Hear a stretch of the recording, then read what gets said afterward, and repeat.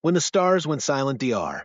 Elena Vasquez rubbed her tired eyes as she stared at the massive array of monitors surrounding her workstation. The Deep Space Communication Array on Luna had been her second home for the past 8 years, but tonight felt different. The coffee had gone cold hours ago, and the night shift was usually quiet, filled with routine maintenance and data processing. But the signal that had appeared on her screens 3 hours ago was anything but routine. The communication array was humanity's most advanced listening post, designed to detect and analyze signals from across the galaxy. Since achieving faster-than-light travel 15 years ago, Earth had been desperately trying to make contact with other intelligent species.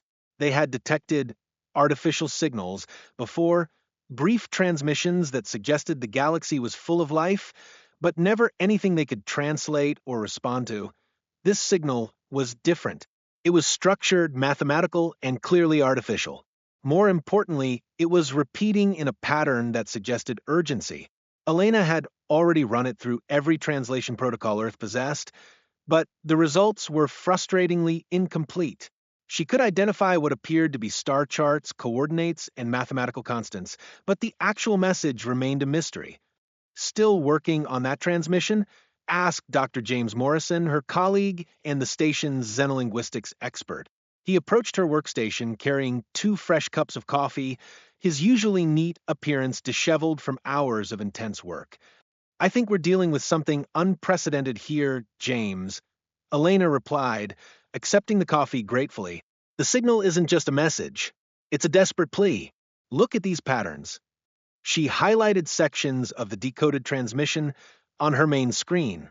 The mathematical sequences were becoming increasingly erratic, and the repetition rate was accelerating. Most telling was the inclusion of what appeared to be countdown sequences, all trending toward 0. "My God," James whispered as he studied the data. "If these time sequences are accurate, whatever is happening to the senders, it's happening fast. We might have less than 72 hours before these countdowns reach 0. Elena nodded grimly.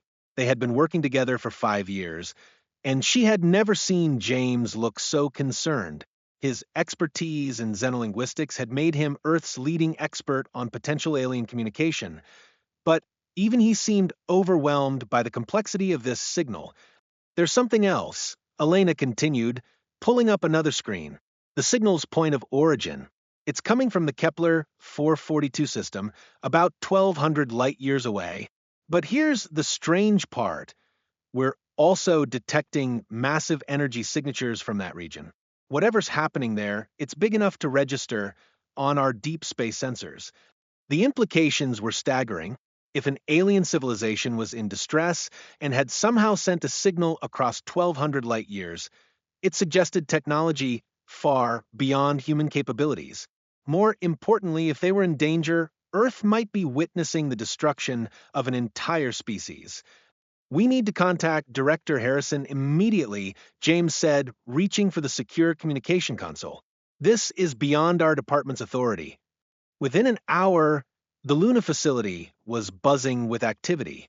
Director Sarah Harrison had arrived via emergency transport, along with representatives from Earth's United Defense Council and the newly formed Interstellar Relations Committee. The small observation deck that normally housed only a few researchers was now crowded with Earth's most important decision-makers. Captain Marcus Chin stood among them, his naval uniform crisp despite the early hour. As the youngest captain in the Earth Defense Force's history, he had been given command of humanity's first interstellar-capable fleet. The 12 ships under his command represented Earth's entire ability to project force beyond the solar system. "Show them what we've found," Director Harrison instructed Elena. Elena activated the main holographic display, showing the assembled group the signal's structure and content. As she explained their analysis, she watched the faces of Earth's leaders grow increasingly grave. "The mathematical components are clear enough," she explained. "Star charts, physical constants, and what appears to be technical specifications for faster-than-light communication. But embedded within the technical data is something else: distress signals, countdown timers, and what can only be described as a plea for help." Secretary General Maria Santos, Earth's highest-ranking civilian official, leaned forward in her chair. Dr. Vasquez, in your professional opinion, what exactly are we looking at? Elena took a deep breath before answering.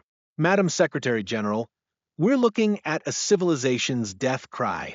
Someone out there is facing extinction, and they're broadcasting their final message to anyone who might listen. The room fell silent. The weight of the situation was enormous. Humanity had dreamed of first contact with alien life for centuries, but no one had imagined it would come in the form of a desperate distress call. Captain Chen spoke for the first time since arriving. What kind of threat could destroy an entire civilization? And more importantly, could it threaten Earth? Dr. Morrison activated another display showing energy readings from the Kepler 442 system. Captain, the energy signatures we're detecting suggest a massive military engagement. We're seeing weapons discharges on a scale that could shatter planets. Whatever's attacking them has technology that makes our most advanced weapons look like firecrackers. The implications were clear and terrifying. If a civilization advanced enough to build faster-than-light communication was being destroyed, what did that say about the galaxy humans were just beginning to explore? Secretary General Santos turned to Captain Chen. Captain, how quickly could your fleet reach the source of this signal? Chen consulted his tactical display. With our current faster-than-light drives, approximately 18 days. But, Madam Secretary General, we have no idea what we'd be flying into. For all we know, we could be heading directly into a conflict that would destroy us instantly. And if we do nothing, Santos asked quietly, the question hung in the air like a physical weight.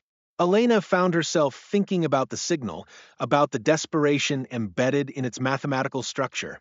Somewhere in the galaxy, intelligent beings were facing their final hours, and their last act had been to reach out to the stars, hoping someone would hear them. There's another consideration, Director Harrison said, breaking the silence. If we successfully make contact with the senders of the signal, it would represent humanity's first communication with an alien species. The scientific and diplomatic implications are enormous. Captain Chen nodded slowly. And if there's even a small chance we could help them, don't we have a moral obligation to try?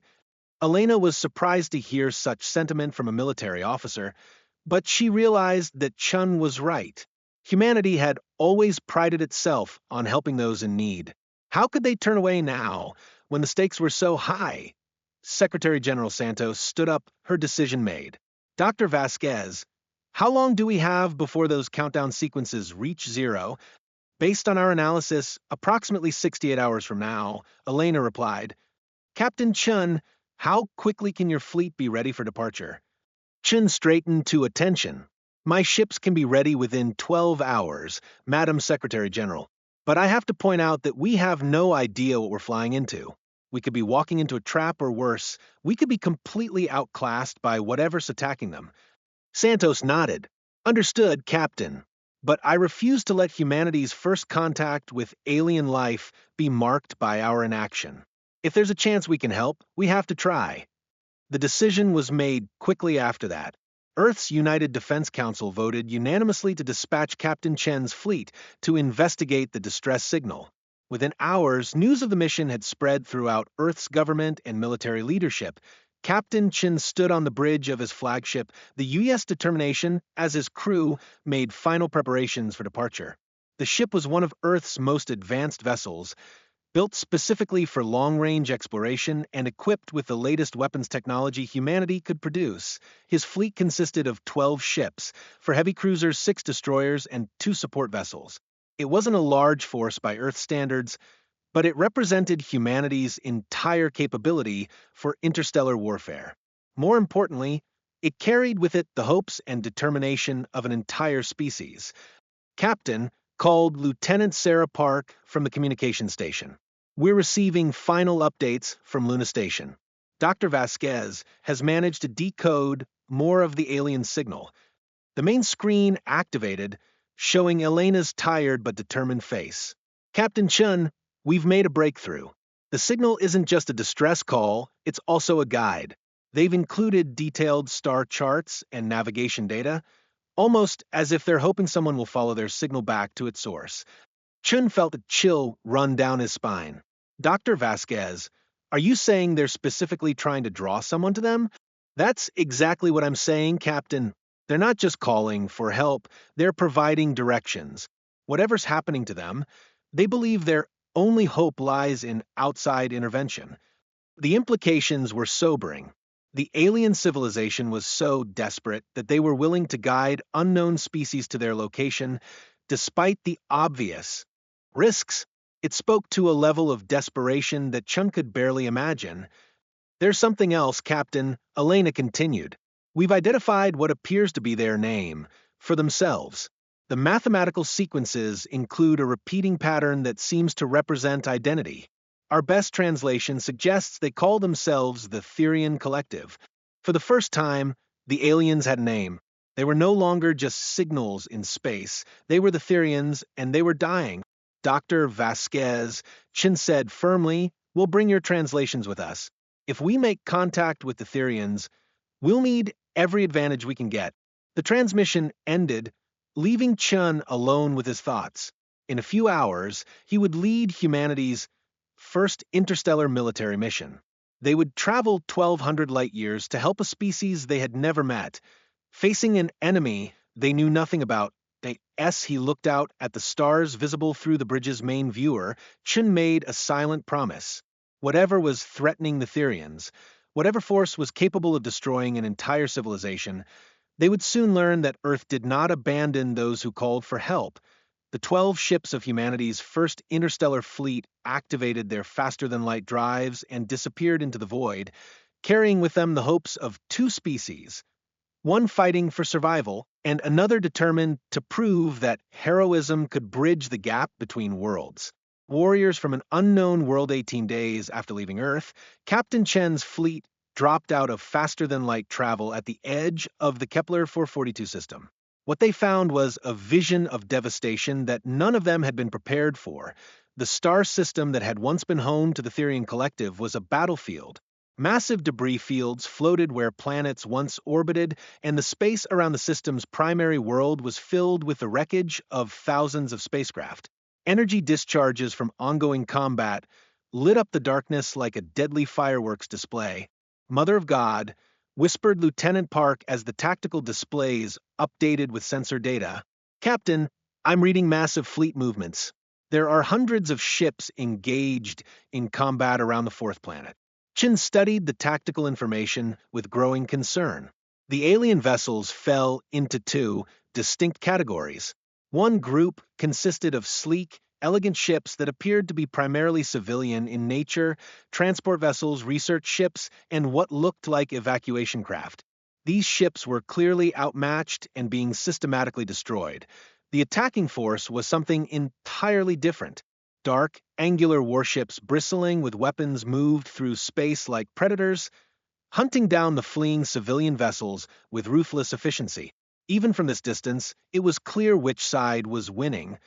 Sir, called Ensign Torres from the science station, I'm detecting massive life signs on several of the fleeing vessels. Those aren't military ships, they're packed with refugees. Chun felt his jaw clench as he watched another civilian transport explode under enemy fire. Thousands of lives snuffed out in an instant, innocent beings whose only crime was being in the path of a superior military force. Communications. Can you establish contact with any of the fleeing ships? Chun ordered. Lieutenant Park worked frantically at her console. I'm trying, sir, but there's massive interference from the ongoing combat. Wait. I'm getting something. It's weak, but I think one of the civilian ships is trying to respond. The main screen flickered, then resolved into the image of an alien face. Chin found himself looking at humanity's first living contact with another intelligent species, and the circumstances couldn't have been worse. The alien was humanoid, but clearly non-human. Its skin had a soft blue-green tint, and its large, dark eyes showed intelligence and desperate fear. When it spoke, the translation software that Dr. Vasquez had prepared worked flawlessly. Unknown vessels, the alien said, its voice carrying exhaustion and hope in equal measure. I am Ambassador Kethera of the Therian Collective. Are you responding to our distress signal? Chin stepped forward, aware that his next words would mark humanity's first official communication with an alien species. Ambassador Kethera, I am Captain Marcus Chun of the Earth Defense Force. We received your signal and came as quickly as we could. What is your situation? The relief on Kethera's face was unmistakable. Captain Chun, your arrival may be the miracle we desperately needed. We are being systematically exterminated by the Skarn Dominion. They have destroyed our homeworld and are hunting down our evacuation fleets. We have maybe 6 hours before they complete their genocide. Chun felt the weight of an entire species' survival settling on his shoulders. Ambassador, how many of your people are we talking about? The evacuation ships carry approximately 2 million survivors, Kethera replied. We are all that remains of a civilization that once numbered in the billions. The numbers were staggering. Chen's entire fleet carried barely 3,000 crew members, and they were being asked to protect 2 million refugees from an enemy that had already destroyed an entire planet. Sir, Lieutenant Park interrupted urgently. The Skarn forces have detected us. I'm reading massive fleet movements in our direction. Chin turned to his tactical officer. Commander Rodriguez, what are we looking at? Commander Maria Rodriguez had been studying the enemy fleet composition since their arrival. Her analysis was grim. Captain, the Skarn fleet consists of approximately 80 heavy warships, each one larger than our biggest cruiser. Their weapons technology appears to be energy-based, and their tactical formation suggests they're experienced at overwhelming opponents through sheer firepower. The odds were impossible. 12 human ships against 80 alien warships, with the fate of an entire species hanging in the balance. By any rational calculation, Chin should order an immediate retreat. Instead, he found himself thinking about the desperation in Ambassador Kethera's voice and the 2 million innocent lives that would die if he withdrew. Communications, open a channel to all ships, Chin ordered. This is the captain speaking. Throughout the human fleet, crew members stopped their work to listen to their commander's words. We came here to answer a distress call, Chin began. What we found is an entire species facing extinction. The Therians are peaceful people whose only crime was being in the path of a ruthless enemy. We are outnumbered nearly 7 to 1, and the enemy has weapons technology that may be superior to our own. Chin paused, looking out at the stars where Therian refugees were fighting for their lives. But we are human beings, he continued. We do not abandon those who need our help, regardless of the odds.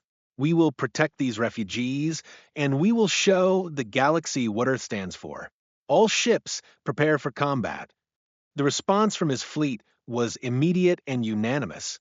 Every ship reported ready for battle, their crews prepared to face impossible odds for people they had never met. Ambassador Kethera, Chin said, reopening communication with the Therian vessel. We're going to buy your evacuation fleet time to escape. Do you have any information about Skarn tactics or weaknesses? Kethera's expression showed amazement and gratitude. Captain, the Skarn rely on overwhelming firepower and intimidation. They have never faced an enemy that fights back effectively. Their ships are heavily armored but slow to maneuver. They prefer to destroy enemies at long range. Chin smiled grimly. Then we'll give them something they've never seen before. Commander Rodriguez, implement attack pattern Gamma. All ships close to knife-fighting range. What happened next became legendary throughout the galaxy. Instead of engaging the Skarn fleet at long range, where the enemy's superior numbers and firepower would be decisive, the human ships accelerated directly toward the alien formation. The Skarn commander, General Vexthal, watched the approaching human vessels with confusion and growing concern. In 5 centuries of conquest, no enemy had ever charged directly at his overwhelming fleet. It was tactically suicidal. General, his tactical officer reported, the unknown vessels are maintaining their approach course. They're not even attempting evasive maneuvers. Vexthal studied the tactical display with growing unease. His species had conquered hundreds of worlds through intimidation and overwhelming force. Enemies either fled in terror or died quickly under Skarn firepower. These newcomers were doing neither. Open fire at maximum range, Vexthul ordered. Destroy them before they can reach effective weapons range. The Skarn fleet opened fire with their plasma cannons, filling space with deadly energy beams. But the human ships had been designed by a species that had spent centuries perfecting the art of warfare. Their armor had been tested against Earth's most powerful weapons, and their defensive systems had been honed through countless battles. Chin watched as enemy fire struck his flagship shields and armor. The impacts were powerful, but the US determination held together. Around him, his crew worked with practiced efficiency, their training and determination evident in every action. Damage report, Chin called out.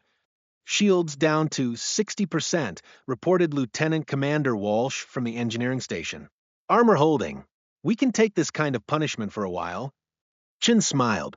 The Skarn had never faced an enemy like humanity, a species that had learned warfare through necessity and perfected it through centuries of conflict. Every tactical lesson Earth had learned, every innovation in military technology, was about to be demonstrated to an unsuspecting galaxy. All ships, execute Formation Delta, Chin ordered. Target their command vessels first. The human fleet split into 3 groups, approaching the Skarn formation from multiple angles. It was a tactic called wolf pack warfare, coordinated attacks by smaller, more maneuverable units against a larger, less flexible enemy. General Vexthul realized too late that he was facing something unprecedented. These unknown aliens weren't just brave, they were tactically sophisticated. Their ships moved with precision and coordination that suggested centuries of military evolution. Sir, his tactical officer called out urgently, the human vessels are targeting our command ships exclusively. They're ignoring our heavy cruisers and going straight for our fleet coordination centers. Before Vexthul could respond, the first human attack reached his fleet. The US determination and her escorts opened fire with weapons that the Skarn had never encountered. Instead of energy beams, the human ships fired solid projectiles accelerated to incredible speeds by magnetic fields. The kinetic impact was devastating. Skarn ships that had withstood centuries of plasma fire found their armor shattered by weapons that delivered raw physical force. The human ships followed up with guided missiles carrying warheads designed to crack open planetary fortifications. Within minutes, 3 Skarn command vessels had been destroyed or crippled. The neat battle formation that Vexthul's fleet had maintained for centuries dissolved into chaos as ships lost coordination with their command structure. Impossible, Vexthul whispered as he watched his supposedly invincible fleet being systematically dismantled by 12 unknown vessels. How can primitive aliens fight like this? But the human ships weren't finished. Having broken the Skarn formation, they regrouped and began a second attack run. This time, they targeted the enemy's heavy weapons platforms, using their superior maneuverability to stay ahead of the Skarn's return fire. Chun watched the battle unfold with grim satisfaction. The enemy had superior numbers and advanced technology, but they had made a critical mistake. They had assumed that military superiority came from having better weapons. Humanity had learned a different lesson. Victory came from having better tactics, better training, and the determination to never give up.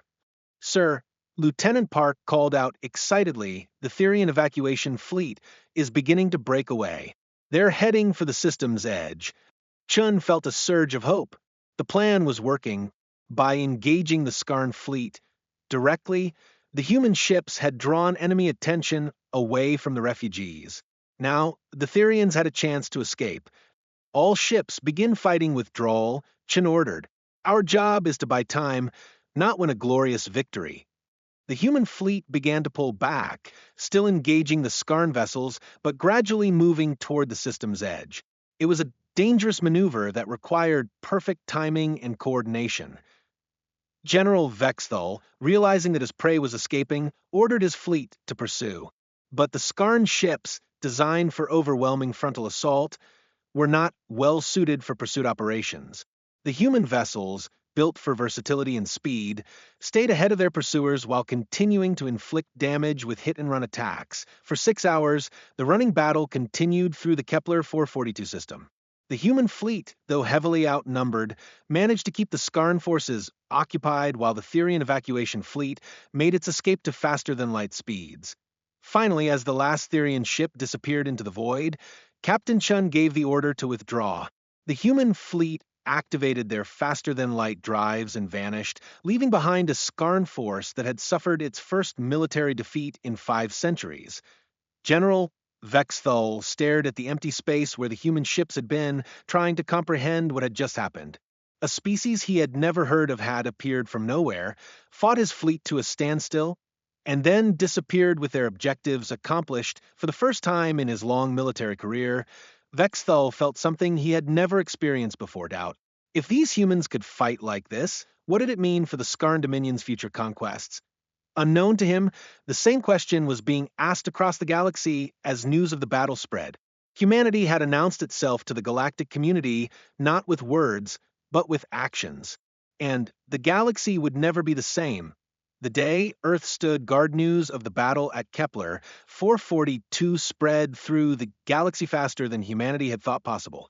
Within days of the engagement, every major civilization had received detailed reports of how 12 unknown vessels had fought the mighty Skarn Dominion to a standstill and successfully evacuated an entire species. On Earth, Captain Chun stood before the United Defense Council, delivering his after-action report to a room full of the planet's most powerful leaders. The past week had been a whirlwind of debriefings, analysis, and preparation for what everyone knew was coming next. The Therian evacuation was successful, Chun reported. All 2 million refugees reached safe harbor in the Centauri neutral zone. However, our intelligence suggests that the Skarn Dominion is mobilizing a massive retaliatory force. They're calling it the Final Cleansing, a fleet large enough to destroy both the Therian survivors and Earth itself. Secretary General Santos leaned forward in her chair. Captain, what kind of numbers are we looking at? Chun activated the holographic display, showing intelligence gathered by Earth's deep space monitoring stations.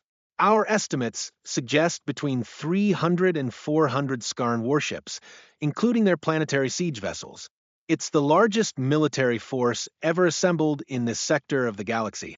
The room fell silent as the implications sank in. 12 human ships had barely managed to fight 80 Skarn vessels to a draw. Against 400 ships, even Earth's entire military would be hopelessly outmatched. There is some positive news, Chin continued. Our actions at Kepler 442 have attracted attention from other galactic civilizations. The Therians aren't the only species that has suffered under Skarn aggression. Director Harrison activated another display showing communication logs from across the galaxy. We've received contact attempts from over 20 different alien civilizations. Most are offering intelligence about Skarn tactics and technology. Some are offering more. Admiral Rachel Morrison, Chen's superior officer and commander of Earth's entire Space Force, stood up to address the council. Ladies and gentlemen, we're looking at the formation of the first anti-Skarn alliance in galactic history. Species that have never worked together are reaching out to us because we proved that the Skarn can be beaten. Secretary General Santos turned to Ambassador Kethera, who had arrived on Earth 3 days earlier as the Therian Collective's first diplomatic representative. The blue-skinned alien had spent the week working with Earth scientists and military leaders, sharing everything the Therians knew about their enemies. Ambassador Santos said, "What is your assessment of our chances?" Kethera's expression was grave but determined. Secretary General Santos, the Skarn have never faced organized resistance. For 5 centuries, they have conquered through intimidation and overwhelming force. Your actions at Kepler 442 have shattered their aura of invincibility. The Therian diplomat activated a holographic star chart showing Skarn territory. Red markers indicated conquered systems, while blue markers showed the locations of civilizations that had recently made contact with Earth. 7 major civilizations have offered to join your alliance, Kethera continued. The Vaxari hegemony can provide cloaking technology. The Zenthari Republic has advanced shield generators. The Rokari Federation possesses the galaxy's most sophisticated sensor networks. Together, we represent a combined fleet of over 200 vessels. Chun felt a surge of hope mixed with apprehension.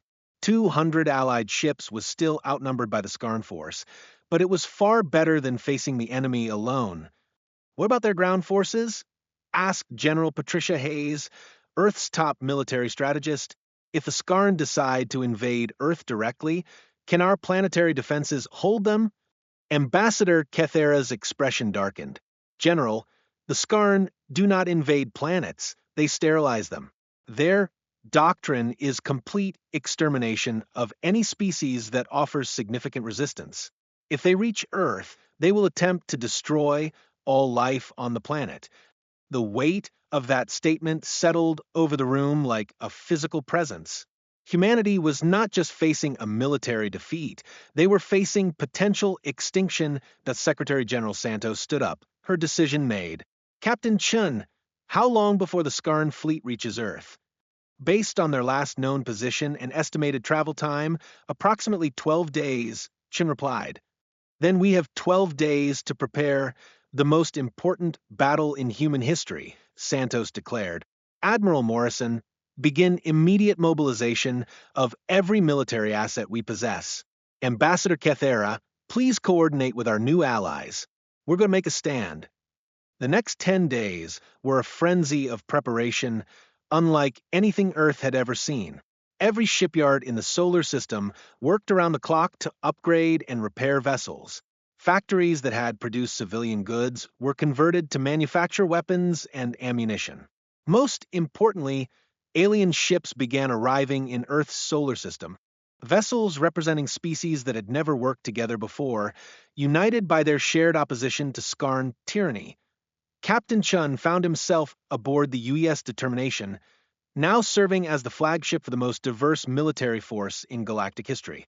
His bridge crew had been augmented with alien officers, creating a unique command structure that somehow managed to function despite the language and cultural barriers. Status report, Chun called out as his fleet took defensive positions around Earth. Commander Zixtao, a crystalline being from the Zenthari Republic, operated the enhanced sensor array that his people had installed on the human flagship. Captain Chun, I am detecting massive hyperspace distortions at the edge of the system. The Skarn fleet is arriving. Chun watched his tactical display as hundreds of red dots appeared, representing the largest invasion force ever assembled in this sector of the galaxy. The Skarn had come to finish what they had started at Kepler 442. All ships, this is Admiral Morrison, came the broadcast from Earth's command center. Today we face an enemy that has conquered hundreds of worlds and enslaved billions of beings. They believe that might makes right, that the strong have the right to destroy the weak. Today we prove them wrong. Chin opened a communication channel to the assembled fleet. Human, Therian, Vaxari, Zenthari, and Rokari vessels floated together in defensive formation around Earth. It was a sight that no one in galactic history had ever seen before. This is Captain Chun of the UES Determination, he began. 10 days ago, most of us had never heard of each other. Today, we stand together as allies and friends. The Skarn expect us to run or surrender. Instead, we're going to show them what happens when free peoples unite against tyranny. The response from the Allied fleet was immediate and overwhelming. Voices in dozens of languages expressed their determination to fight for Earth and for the principles it represented. General Vexthal commanded the Skarn invasion fleet from his massive flagship, the World Render. He had spent weeks planning this operation, bringing together the most powerful vessels in the Dominion's arsenal. The plan was simple: destroy the human homeworld and scatter their alien allies, demonstrating once and for all that resistance to the Skarn was futile. General, his tactical officer reported, we are detecting approximately 200 vessels in defensive formation around the human planet. Multiple species are represented. Vexthal studied the tactical display with cold satisfaction. Excellent. We will destroy them all together and send a message to the entire galaxy. Begin the assault. The Skarn fleet advanced in perfect formation, their dark ships blotting out the stars as they approached Earth. Their weapons began charging for a devastating first strike that would cripple the Allied fleet before the battle truly began. But Chen and his allies had spent 10 days preparing for this moment. The combined tactical knowledge of 7 different species had created a defensive strategy unlike anything the galaxy had ever seen. Execute Operation Star Shield, Chen ordered. What happened next stunned the Skarn fleet. The Allied vessels didn't retreat or charge forward. Instead, they seemed to vanish entirely. Vaxxari cloaking technology, enhanced by Rokari sensors and powered by Zenthri energy systems, had rendered the entire Allied fleet invisible to Skarn detection. Where did they go? Vexthul demanded as his sensors showed empty space where 200 enemy ships had been moments before. His answer came in the form of concentrated weapons fire from every direction at once. The Allied fleet had used their cloaking technology to reposition around the Skarn formation, creating the galaxy's first truly three-dimensional ambush. Human kinetic weapons struck Skarn vessels from above and below, while Therian plasma cannons targeted their shield generators. Vaxxari stealth fighters appeared inside the enemy formation like ghosts, striking at command ships before vanishing again. The Skarn fleet, designed for overwhelming frontal assault, found itself under attack from every angle. Their formation, perfect for intimidating enemies into submission, became a liability as ships collided with each other trying to respond to threats that seemed to come from everywhere at once. Impossible. Vexthul roared as explosions rippled through his fleet. How can they coordinate such an attack? 7 different species should be unable to work together. But work together they did. The Allied fleet moved with a precision that spoke to weeks of intensive training and preparation. Therian commanders, with their talent for strategic planning, coordinated fleet movements, while human officers provided tactical expertise learned through centuries of warfare. Vaxxari stealth technology allowed for unprecedented battlefield awareness, while Zenthri defensive systems kept Allied losses to a minimum. The battle raged for hours, but the outcome was never truly in doubt. The Skarn Dominion had built their empire on the assumption that superior firepower could overcome any opposition. They had never faced an enemy that combined superior tactics with unified purpose. Skarn ships began to surrender or flee. Vexthul found himself isolated aboard his flagship. The World Render, once the most feared vessel in the galaxy, was surrounded by human destroyers and Therian cruisers. General Vexthul, came a transmission from Captain Chen. Your fleet is defeated. Surrender now and spare the lives of your remaining crew. Vexthul stared at the human captain on his screen, trying to understand how everything had gone so wrong. The Skarn Empire had seemed invincible just days ago. Now, their greatest fleet lay in ruins around a small blue planet whose inhabitants had barely discovered faster-than-light travel. You think you have one human, Vexthul said, his voice filled with bitter defeat. But you have only made an enemy of the entire Dominion. Others will come. Chen's expression was calm but determined. General, today the galaxy learned that bullies can be stopped when good people stand together. If others come seeking to destroy innocent worlds, they'll find the same welcome waiting for them. The transmission ended as Vexthul's flagship was boarded by Allied forces. The most powerful invasion fleet in Skarn history had been defeated not by superior weapons or overwhelming numbers, but by something the Dominion had never encountered: unified resistance from species that refused to stand by while others suffered. In the days that followed the Battle of Earth, as historians would later call it, the galaxy underwent a transformation that would echo through the centuries. The Skarn Dominion, faced with revolts on dozens of conquered worlds and the formation of a powerful alliance against them, began to crumble from within. Captain Chen stood on the observation deck of Unity Station, Earth's new orbital headquarters for interstellar relations. Through the massive windows, he could see ships from across the galaxy docked at the station's berths. What had begun as a desperate mission to save refugees had evolved into something far greater: Ambassador Kethera joined him at the window, her blue-green features showing the contentment of someone who had found safety after years of fear.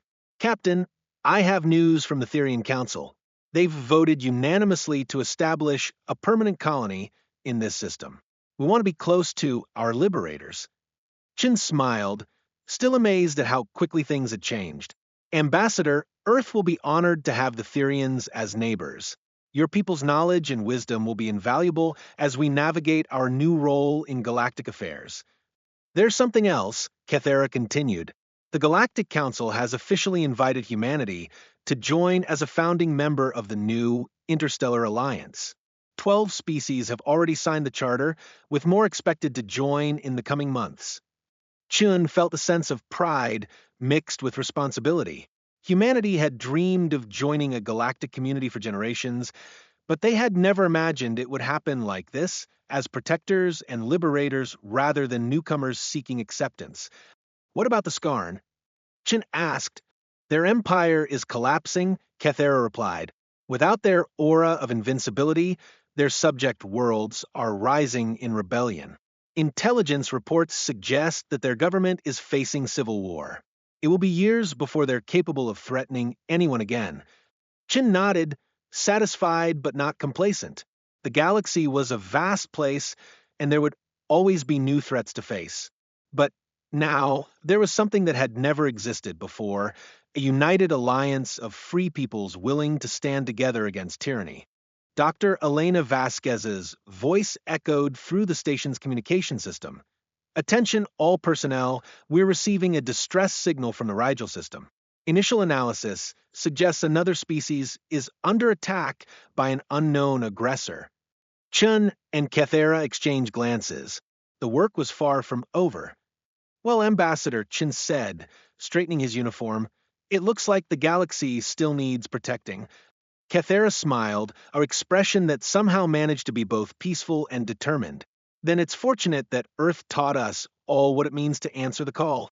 As the ships of the Interstellar Alliance prepared for their next mission, Earth continued its orbit around the Sun, a small blue planet that had changed the galaxy forever by refusing to let innocent people die alone in the darkness of space. The age of the Skarn Dominion was over. The age of the Interstellar Alliance had begun. And at the center of it all was humanity's simple but powerful message, that no one should face extinction alone when good people have the power to help. The stars themselves seemed brighter now, filled with the promise of a galaxy where freedom and cooperation could triumph over tyranny and fear. And whenever a new distress signal reached the monitoring stations scattered throughout Alliance space, the response was always the same. Earth would answer the call. And they would not come alone. The end